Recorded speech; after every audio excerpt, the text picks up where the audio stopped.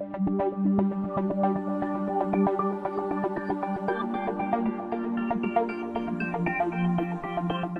Cammie Emery. I'm with the Division of Science, Nursing, and Allied Health at Bossier Parish Community College. In this session of Open Campus, we're going to talk about chemical bonds. So we're going to be comparing the differences between an ionically bonded molecule and a covalently bonded molecule.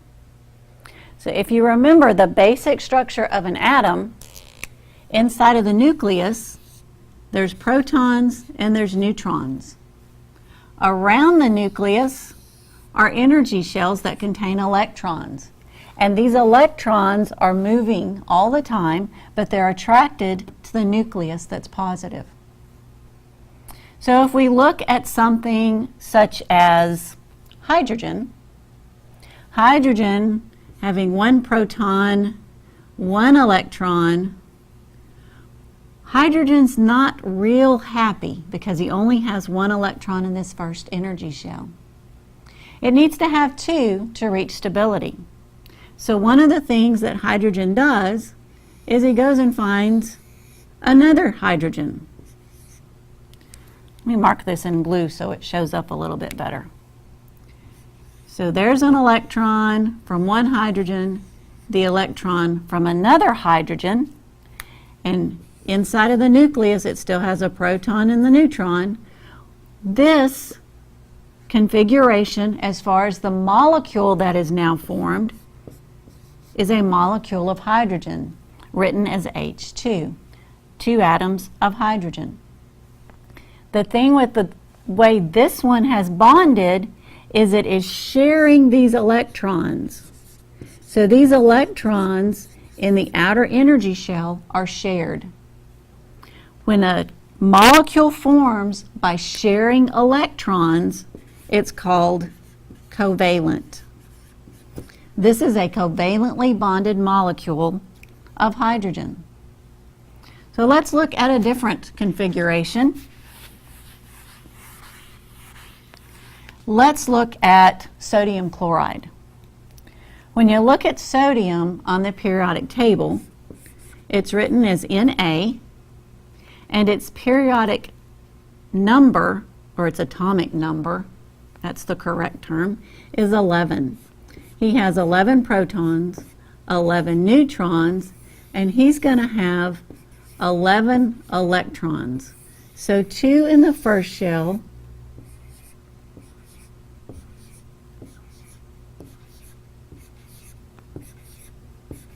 eight in the second shell, 1, 2, 3, 4, 5, 6, 7, 8, 9, 10, but we said he had 11. So he has a third energy shell. And inside of this third energy shell, he's got one electron. So inside of the nucleus, 11 protons, 11 neutrons, and there's an 11 electrons moving around the nucleus. So this is a molecule of sodium. The thing is, sodium's not very stable with only one electron in this outer energy shell. That third shell would be more stable if it had 8. So let's look at chlorine. Chlorine, 17 protons, 17 neutrons, so that's in his nucleus. First energy shell, he's going to have 2 electrons. The second energy shell is going to have 8.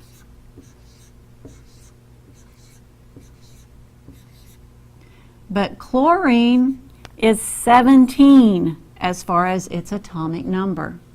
So in its third energy shell here, he's going to have 7. 2 and 8 is 10, and then we add 7.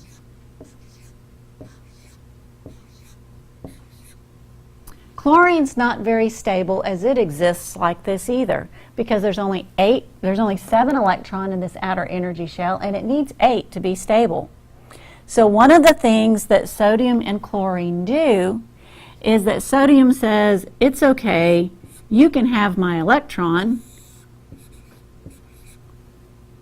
Now chlorine has 8 in this outer shell, sodium has 8 in this outer shell. What we've basically done is formed a molecule of sodium chloride with an ionic bond.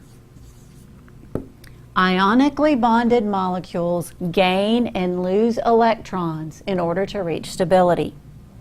So sodium now has 11 protons, which you know are positive, 11 neutrons, which are neutral, but he's got 10 electrons.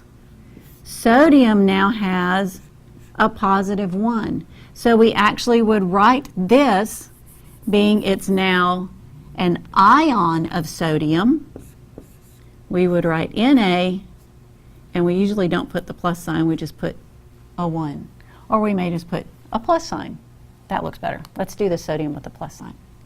Chlorine now has 17 protons, which are positive, but it gained an electron. So it has 18 electrons, which are negative. Doing the math, we have a negative 1. So instead of this being written like it was earlier, chlorine has a negative charge to it. 17 positives, 18 negatives gives us a negative 1. This is now an ion of chlorine called a chloride ion. This is now an ion of sodium. Ions have a charge. In molecules that have an ionic bond that joins them together, when we place sodium chloride in water, it would break apart, and it would form sodium ions and chloride ions within the solution.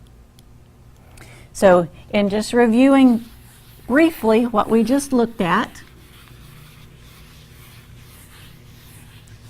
if a molecule is an ionically bonded molecule, these gain and lose electrons to reach stability.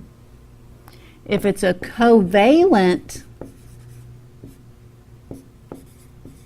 bond, molecules that have a covalent bond share electrons in the outer shell. I hope this helps with your understanding of basic chemical bonds. Thanks.